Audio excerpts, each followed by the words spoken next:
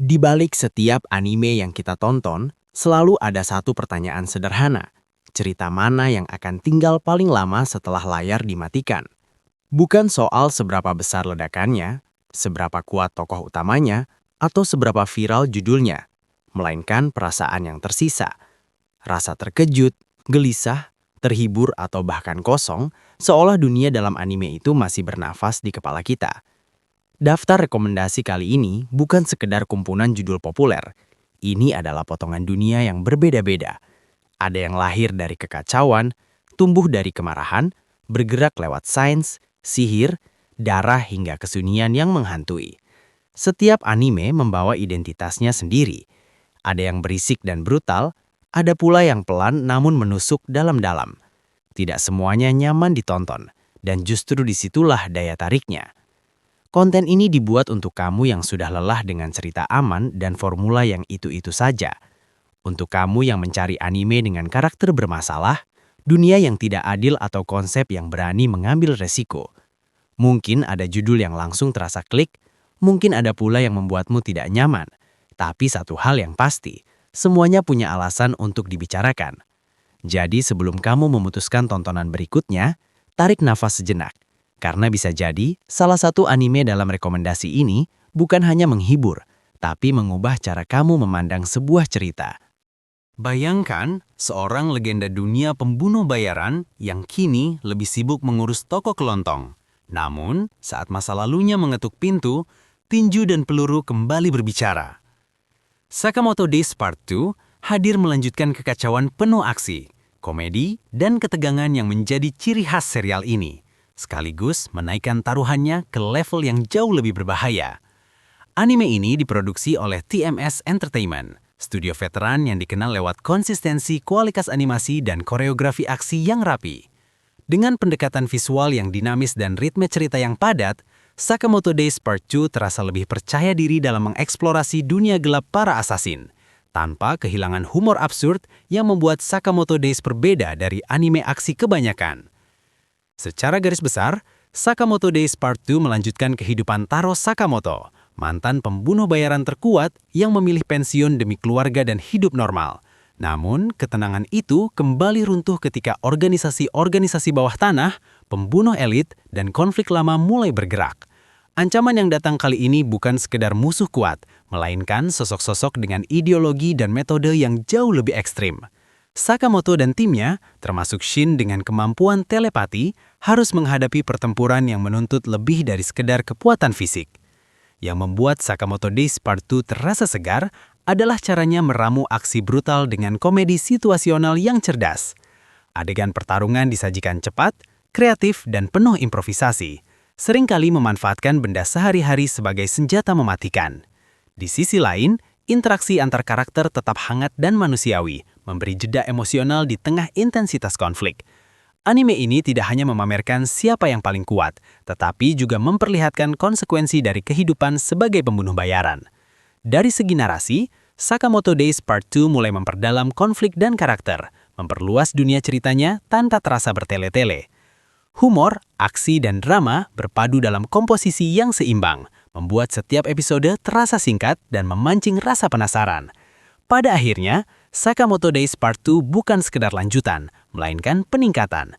Jika kamu mencari anime aksi yang brutal tapi tetap ringan, penuh gaya, dan punya karakter yang mudah disukai, seri ini layak masuk daftar tontonan wajib.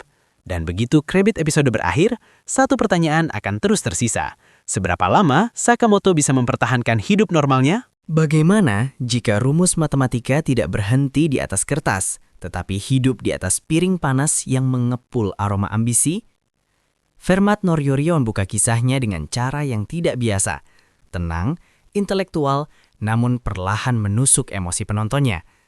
Anime ini diadaptasi dari manga karya Yugo Kobayashi, kreator Aoashi, dan diproduksi oleh studio Domerica yang dikenal lewat pendekatan visual bersih dan atmosfer yang fokus pada ekspresi karakter. Berbeda dari anime memasak kebanyakan yang menonjolkan reaksi berlebihan, Fermat Noryori memilih jalur yang lebih realistis dan kontemplatif, seolah mengajak penonton masuk ke dapur sekaligus ke dalam kepala para tokohnya. Cerita berpusat pada Gaku Kitada, seorang jenius matematika yang hidupnya runtuh setelah gagal meraih mimpi di dunia akademis. Di titik terendahnya, ia bertemu Kai Asakura, seorang koki muda karismatik dengan pandangan ekstrim tentang dunia kuliner. Pertemuan ini menjadi awal dari perjalanan tak terduga, ketika logika angka, teori dan presisi matematis bertabrakan dengan api, rasa, dan intuisi memasak. Dapur bukan sekedar tempat memasak, melainkan arena pembuktian diri. Yang membuat Fermat Noriori terasa berbeda adalah cara anime ini memperlakukan makanan sebagai bahasa pemikiran.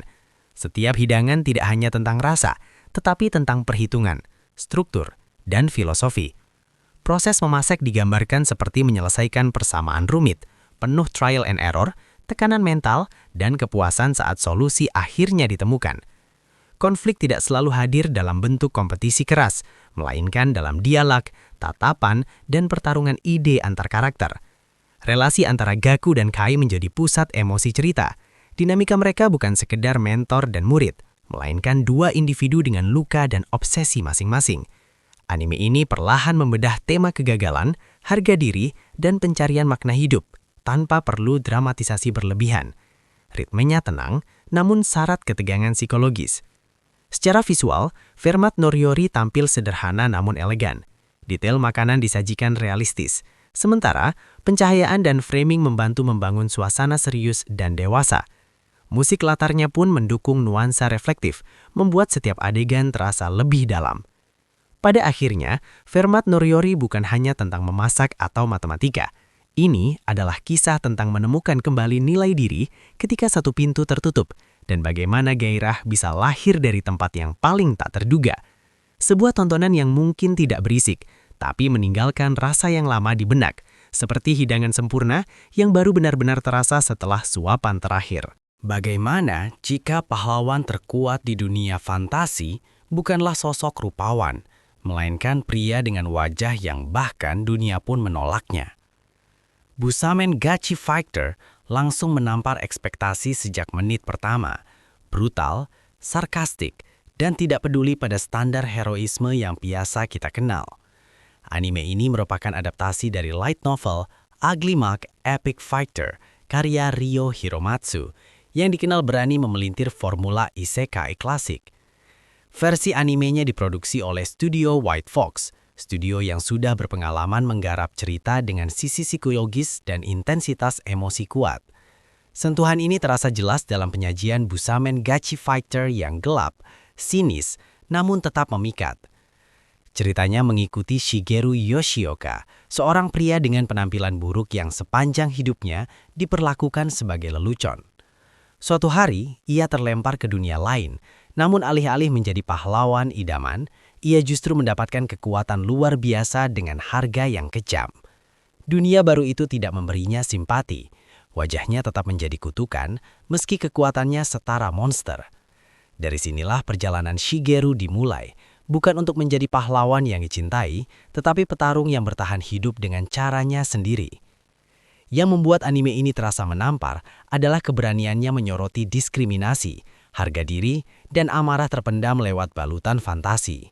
Pertarungan disajikan keras dan tanpa romantisasi.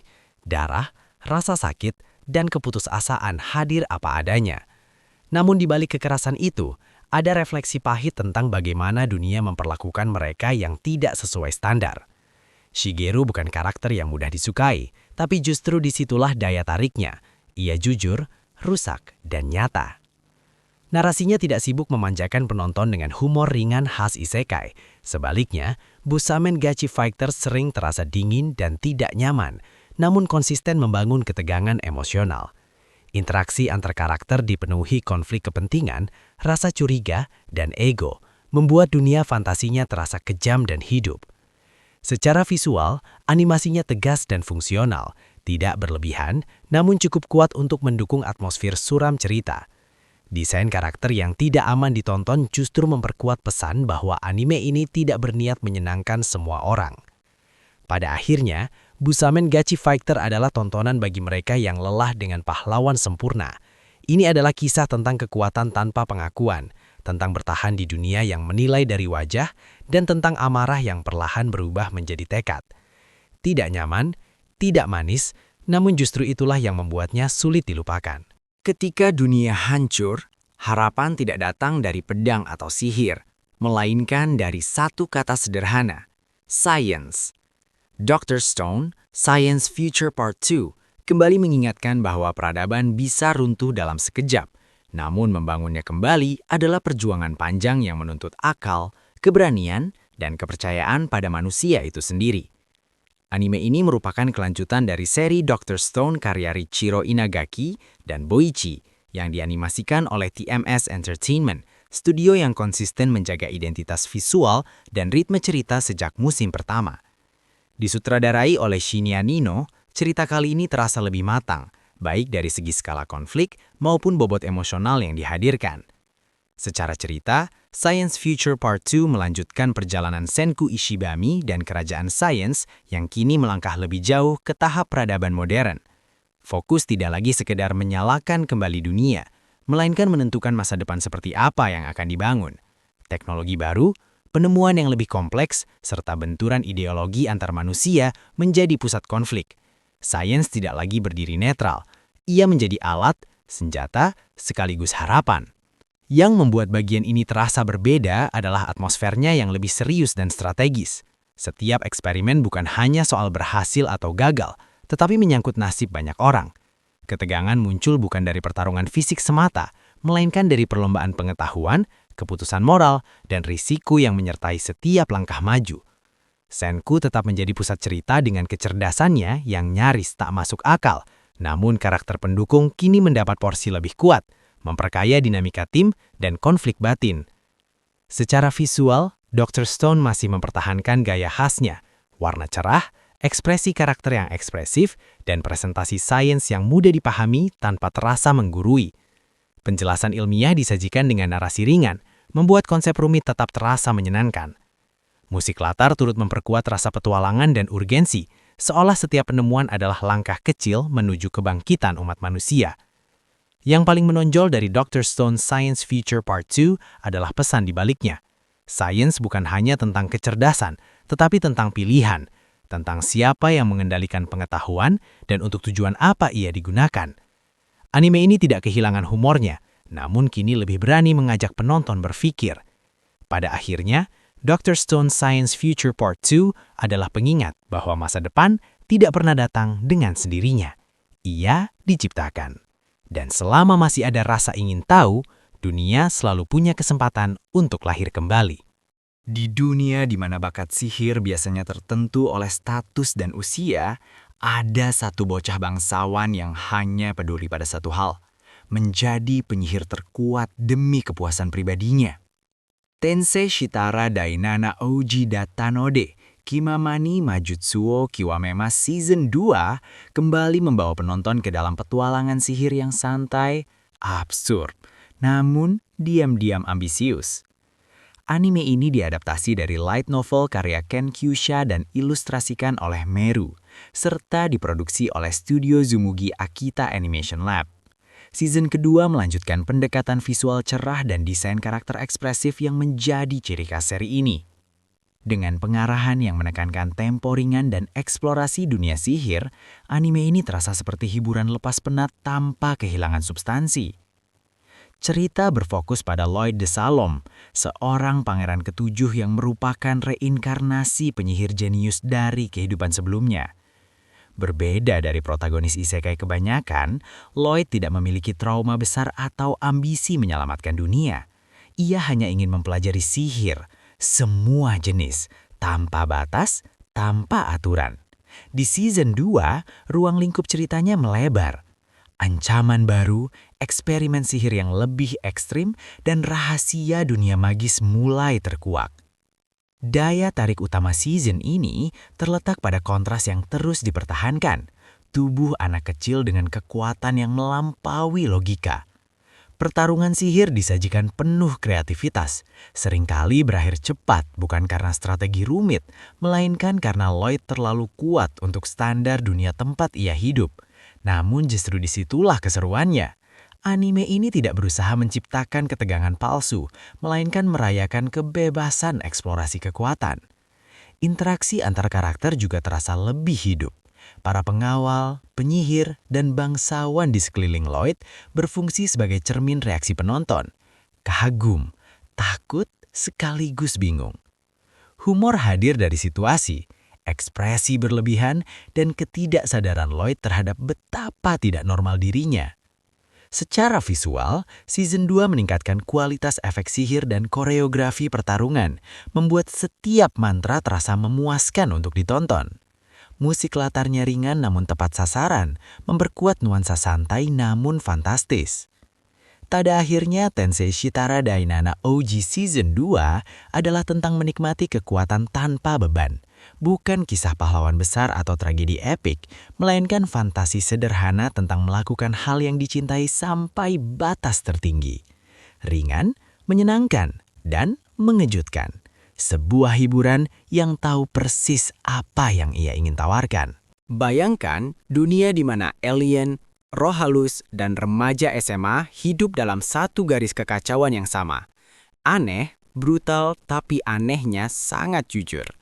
Dan Dadan Season 2 datang tanpa aba-aba, langsung menarik penonton kembali ke pusaran kegilaan yang lebih liar, lebih emosional, dan jauh lebih berani dari sebelumnya. Anime ini diadaptasi dari manga populer karya Yukinobu Tatsu dan kembali digarap oleh Science Saru, studio yang dikenal dengan gaya animasi eksperimental, dinamis, dan penuh keberanian visual. Dengan sutradara Fuga Yamashiro, Season 2 mempertahankan identitas unik dan Dadan. Cepat, kacau, namun sangat terkontrol dalam penyampaian emosi dan cerita. Melanjutkan kisah Momo Ayase dan Okarun, Season 2 membawa konflik yang semakin personal. Dunia supernatural dan ancaman alien tidak lagi sekedar kejadian aneh, tetapi mulai merusak keseimbangan hidup mereka. Musuh-musuh baru hadir dengan konsep yang semakin absurd. Namun, di balik desain nyeleneh itu, tersembunyi horor psikologis dan tragedi yang cukup gelap. Dan Dadan tidak ragu mencampur tawa dengan rasa tidak nyaman, bahkan kesedihan dalam satu rangkaian adegan. Yang membuat Season 2 terasa meningkat adalah pendalaman karakter. Hubungan Momo dan Okarun berkembang lebih organik, tidak hanya sebagai rekan bertarung, tetapi sebagai dua remaja yang sama-sama kebingungan menghadapi dunia yang terlalu besar dan tidak masuk akal.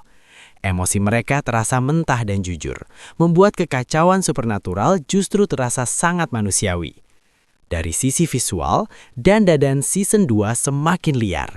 Pergerakan kamera agresif, transisi cepat, dan gaya gambar yang sering berubah sesuai suasana menjadikan setiap episode terasa seperti ledakan ide. Adegan aksi disajikan brutal dan tak terduga, sementara momen horor dibangun dengan ritme yang tepat, bukan sekedar jumpscare murahan. Musik latarnya mendukung atmosfer kacau, kadang energik, kadang sunyi menekan. Narasi Dan Dadan tetap menolak untuk rapi. Ceritanya meloncat, dialognya kasar, dan dunianya tidak pernah benar-benar aman. Namun justru disitulah kekuatannya. Anime ini terasa hidup, seperti remaja itu sendiri, tidak stabil, penuh emosi, dan sulit ditebak. Pada akhirnya, Dan Dadan Season 2 bukan hanya lanjutan, melainkan pernyataan bahwa anime ini tidak takut menjadi berbeda. Gila, keras, dan penuh hati. Dan Dadan sekali lagi membuktikan bahwa kekacauan pun bisa punya jiwa. Jika season pertama membuatmu terkejut, Season 2 memastikan kamu tidak akan pernah siap dengan apa yang datang berikutnya. Bayangkan terjatuh ke dunia yang dibangun dari sampah. Bukan hanya sampah benda, tapi juga manusia yang dibuang oleh sistem. Gachiakuta membuka kisahnya dengan rasa marah yang mentah, dunia yang kotor, dan tekad balas dendam yang lahir dari ketidakadilan paling kejam. Anime ini diadaptasi dari manga karya Kei Urana dengan kontribusi desain grafiti oleh Hideyoshi Ando dan dianimasikan oleh studio Bones Film, cabang baru dari Bones yang fokus pada eksplorasi visual dan gaya ekspresif. Sejak awal, Gachiakuta terasa seperti proyek yang ambisius, bukan hanya sebagai anime aksi, tetapi sebagai pernyataan artistik. Arah visualnya menonjolkan tekstur kasar, garis tebal, dan atmosfer dunia yang nyaris berbau karat dan debu. Ceritanya mengikuti Rudo, seorang anak dari wilayah kumuh yang hidup di pinggiran kota terapung. Dunia tempat ia tinggal membagi manusia secara ekstrem. Mereka yang dianggap layak hidup di atas, dan mereka yang dianggap sampah dibuang tanpa ampun ke jurang raksasa. Ketika Rudo dijebak atas kejahatan yang tidak ia lakukan dan dilempar ke bawah, hidupnya berubah total. Ia menemukan dunia penuh monster, reruntuhan, dan manusia-manusia yang bertahan hidup dengan cara brutal. Dari sinilah perjalanan Rudo dimulai, bukan untuk menjadi pahlawan, tapi untuk membalas dunia yang telah meludahinya. Yang membuat Gachiakuta begitu mencolok adalah pendekatannya terhadap tema kemarahan dan kelas sosial. Dunia bawah digambarkan bukan sekadar latar fantasi, melainkan refleksi sistem yang membuang apapun yang tidak berguna. Pertarungan terasa kasar, berat, dan penuh tenaga. Seolah setiap pukulan adalah luapan emosi yang tertahan. Kekuatan dalam cerita tidak muncul sebagai anugerah, melainkan hasil dari penderitaan dan tekad bertahan hidup. Visual menjadi senjata utama anime ini. Pengaruh seni grafiti terasa kuat, baik dalam desain dunia, monster, maupun efek aksi. Setiap adegan terasa liar, namun terkontrol, menciptakan identitas yang sulit disamakan dengan anime lain. Musik latarnya mendukung nuansa gelap dan agresif, mempertegas rasa putus asa sekaligus perlawanan. Karakter-karakter pendukung juga tidak hadir sebagai pelengkap semata. Mereka membawa luka, ideologi, dan cara bertahan masing-masing, membuat dunia Gachiakuta terasa hidup dan kejam. Pada akhirnya, Gachiakuta bukan cerita tentang menyelamatkan dunia. Ini adalah kisah tentang menolak untuk dihancurkan oleh dunia yang tidak adil. Kotor, keras, dan penuh amarah. Namun, justru disitulah kekuatannya. Sebuah anime yang tidak meminta untuk disukai, tapi menantang penontonnya untuk bertahan bersama tokohnya sampai akhir. Darah yang mengalir di tubuhmu bisa menjadi kutukan atau justru senjata paling berbahaya. Tougen Anki membuka ceritanya dengan konflik warisan darah, amarah, dan takdir yang tidak pernah diminta. Menghadirkan dunia gelap tempat iblis dan pemburu iblis hidup berdampingan dalam siklus kebencian yang tak berujung. Anime ini diadaptasi dari manga populer karya Yura Urushibara yang dikenal dengan gaya visual tajam dan pendekatan cerita penuh emosi. Tougen Anki memanfaatkan tema klasik pertarungan Oni versus Momotaro dari folklore Jepang, lalu memelintirnya menjadi kisah modern yang brutal dan penuh konflik identitas. Informasi penting yang langsung terasa sejak awal adalah arah ceritanya yang tidak segan menampilkan kekerasan dan trauma sebagai fondasi karakter. Cerita berpusat pada Shiki Ichinose, seorang remaja bermasalah yang hidupnya berubah drastis setelah mengetahui bahwa ia mewarisi darah Oni. Dalam dunia Tougen Anki, Oni bukan sekedar monster, melainkan ras yang diburu dan dimusnahkan oleh keturunan Momotaro. Ketika identitas Shiki terungkap, ia dipaksa masuk ke medan perang yang bahkan tidak ia pahami. Dari anak bermasalah tanpa tujuan, Shiki perlahan terseret ke konflik yang menuntutnya memilih, menolak darahnya atau menggunakannya untuk bertahan hidup. Yang membuat Tougen Anki terasa menonjol adalah pendekatannya terhadap kekuatan. Darah Oni bukanlah anugerah yang menyenangkan, melainkan sumber rasa sakit, kehilangan kendali, dan kemarahan. Pertarungan terasa liar dan emosional, seringkali dipenuhi luapan emosi mentah ketimbang strategi rapi. Dunia yang dibangun juga terasa kejam, tidak ada pihak yang benar-benar suci, hanya siklus balas dendam yang diwariskan turun-temurun. Hubungan antar karakter menjadi titik berat lain. Interaksi antara sesama Oni, para pemburu Momotaro, dan figur mentor dibangun dengan tensi tinggi, memperlihatkan luka masa lalu dan ideologi yang saling bertabrakan. Anime ini tidak hanya berbicara tentang siapa yang kuat, tetapi tentang bagaimana kebencian diwariskan dan dibenarkan. Secara visual, Tougen Anki menampilkan desain karakter yang agresif dan ekspresif, mendukung atmosfer gelap ceritanya. Adegan aksi disajikan keras dan langsung, tanpa banyak romantisasi. Ritme ceritanya cepat, namun masih memberi ruang untuk konflik batin karakter berkembang. Pada akhirnya, Tougen Anki adalah kisah tentang darah, identitas, dan perlawanan terhadap takdir yang dipaksakan. Gelap, emosional, dan penuh amarah. Anime ini cocok bagi penonton yang mencari cerita aksi dengan nuansa konflik batin yang kuat, bukan sekedar pertarungan kosong. Air sering dianggap elemen yang tenang. Namun, ketika dikendalikan oleh penyihir yang salah, ia bisa menjadi kekuatan paling mematikan. Mizu Zokusei no Mahotsukai membuka ceritanya dengan nuansa fantasi yang lembut di permukaan, lalu perlahan memperlihatkan arus konflik yang semakin dalam dan berbahaya. Anime ini diadaptasi dari light novel karya Tadashi Kudanho, fantasi yang menempatkan elemen air sebagai pusat kekuatan dan identitas tokohnya. Pendekatan dunia dari anime lebih fokus pada eksplorasi sihir dan pertumbuhan karakter, bukan sekedar pertarungan cepat atau kekuatan instan. Ceritanya dibangun dengan ritme yang relatif tenang, memberi ruang bagi dunia dan sistem sihir berkembang secara bertahap. Kisahnya mengikuti seorang penyihir muda yang bereinkarnasi atau terlahir kembali dengan afinitas air yang sangat kuat, sebuah elemen yang sering diremehkan dibanding api atau petir. Di dunia ini, sihir air bukan hanya soal menyerang, tetapi juga tentang kontrol, adaptasi, dan kesabaran. Sang protagonis memulai perjalanan dari titik rendah, mempelajari sihir secara perlahan sambil memahami bahwa air bisa menyembuhkan, menghancurkan, atau bahkan mengendalikan medan pertempuran tanpa disadari lawan. Yang membuat Mizu Zokusei no Mahotsukai terasa berbeda adalah cara anime ini mempresentasikan kekuatan. Tidak ada ledakan berlebihan di setiap episode. Sebaliknya, kekuatan sang tokoh utama terasa semakin mengerikan justru karena ketenangannya. Pertarungan sering berakhir cepat dan efisien, memperlihatkan bahwa kontrol dan pemahaman jauh lebih penting daripada kekuatan mentah.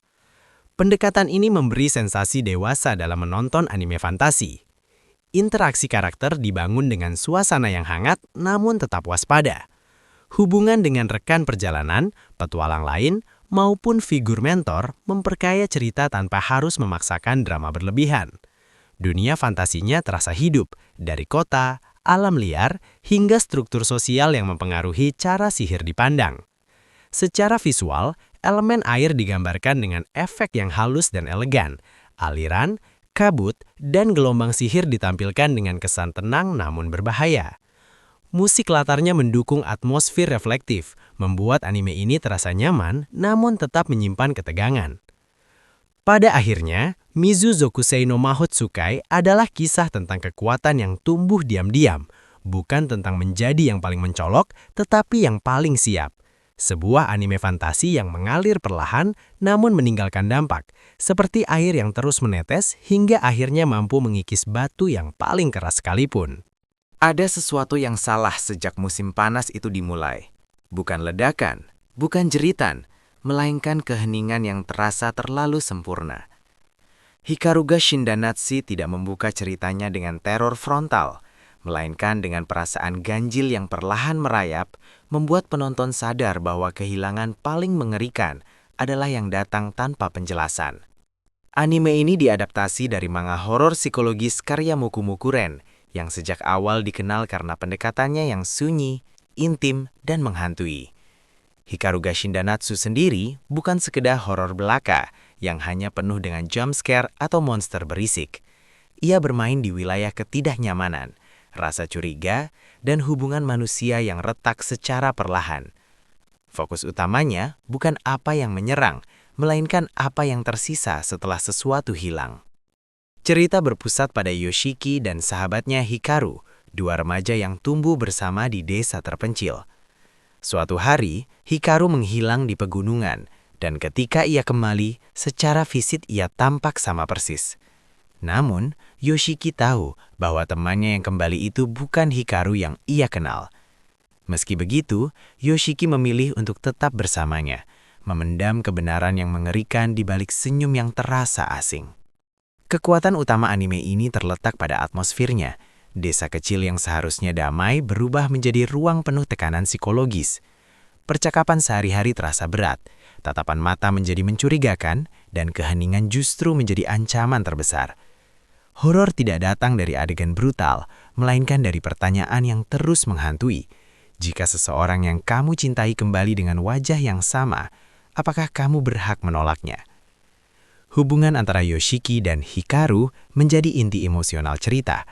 Ada rasa rindu, rasa bersalah, ketergantungan, dan ketakutan yang bercampur menjadi satu. Anime ini berani mengeksplorasi tema kehilangan, penyangkalan dan identitas dengan cara yang sangat personal. Setiap episode terasa seperti menahan nafas, tenang di permukaan tapi menekan di dalam dada. Secara visual, Hikaru ga Shindanatsu tampil sederhana namun efektif. Warna musim panas yang cerah justru berkontras dengan suasana gelap ceritanya. Ekspresi karakter digambarkan halus, membuat perubahan kecil terasa signifikan. Musik latarnya minim, seringkali membiarkan keheningan berbicara lebih keras daripada suara. Pada akhirnya, Hikaru ga Shindanatsu bukan sekedar cerita horor. Ini adalah kisah tentang ketidakmampuan melepaskan, tentang cinta yang bertahan meski kebenaran terasa terlalu menyakitkan. Sunyi, pelan, dan menusuk. Anime ini tidak berteriak untuk menakuti, tetapi berbisik, dan justru karena itu, ia tinggal lebih lama di benak penontonnya. Mimpi yang tertunda tidak selalu mati. Kadang ia berubah menjadi beban yang harus dipikul sendirian. Kaiju 8 Season 2 kembali hadir sebagai kelanjutan kisah manusia biasa yang terjebak di antara harapan dan kehancuran dunia. Diadaptasi dari manga populer karya Naoya Matsumoto, Kaiju 8 Season 2 membawa nuansa yang lebih serius dan menekan dibanding musim sebelumnya. Fokus cerita tidak lagi hanya pada perburuan kaiju berskala besar, tetapi pada konsekuensi dari kekuatan yang salah tempat. Dunia Kaiju 8 Season 2 kini terasa lebih kejam, lebih waspada, dan jauh lebih tidak ramah terhadap kesalahan. Cerita kembali mengikuti Kafka Hibino, anggota pasukan pertahanan yang menyimpan rahasia mematikan. Ia sendiri merupakan monster kaiju nomor 8. Di musim ini, ancaman tidak hanya datang dari monster yang semakin kuat dan cerdas, tetapi juga dari sistem manusia itu sendiri. Kecurigaan, tekanan militer, dan resiko terungkapnya identitas Kafka menjadi konflik utama yang terus menghantui setiap langkahnya. Yang membuat Season 2 terasa kuat adalah penekanan pada konflik batin. Kafka bukan pahlawan sempurna. Ia terlambat mengejar mimpi, ragu pada dirinya sendiri, dan sadar bahwa kekuatannya bisa membuat dirinya kehilangan segalanya. Hubungannya dengan Mina Ashiro dan rekan-rekan pasukan semakin kompleks, dipenuhi jarak emosional dan tekanan yang tak terucapkan. Aksi tetap menjadi sajian utama, dengan pertarungan kaiju yang lebih brutal dan berskala besar. Namun di balik ledakan dan kehancuran, anime ini memberi ruang bagi momen sunyi, tatapan, keputusan singkat, dan rasa takut yang tidak bisa dihindari.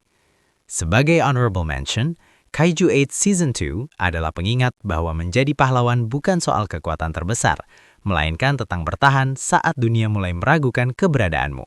Sebuah lanjutan yang lebih gelap, lebih berat, dan semakin manusiawi. Pada akhirnya, rekomendasi ini bukan tentang menentukan anime mana yang paling hebat, paling populer, atau paling wajib ditonton. Semua judul yang sudah dibahas hadir dengan pendekatan dan rasa yang berbeda. Ada yang menghantam emosi secara brutal, ada yang mengajak berpikir pelan, dan ada pula yang sekadar ingin dinikmati tanpa beban. Setiap penonton akan menemukan resonansinya sendiri. Mungkin ada anime yang langsung membuatmu penasaran. Mungkin ada juga yang baru terasa menarik setelah dipikirkan ulang. Dan itu wajar, karena menonton anime bukan sekadar soal hiburan, tapi soal pengalaman. Tentang apa yang kamu cari di balik cerita dan karakter. Jika kamu masih ragu menentukan tontonan berikutnya, jangan terburu-buru. Jelajahi, rasakan, dan biarkan ceritanya berbicara sendiri. Dan kalau kamu ingin terus menemukan rekomendasi dengan sudut pandang yang jujur dan beragam, jangan berhenti di sini. Masih banyak dunia menarik yang menunggu untuk dibahas. Dan mungkin salah satunya akan jadi favorit barumu.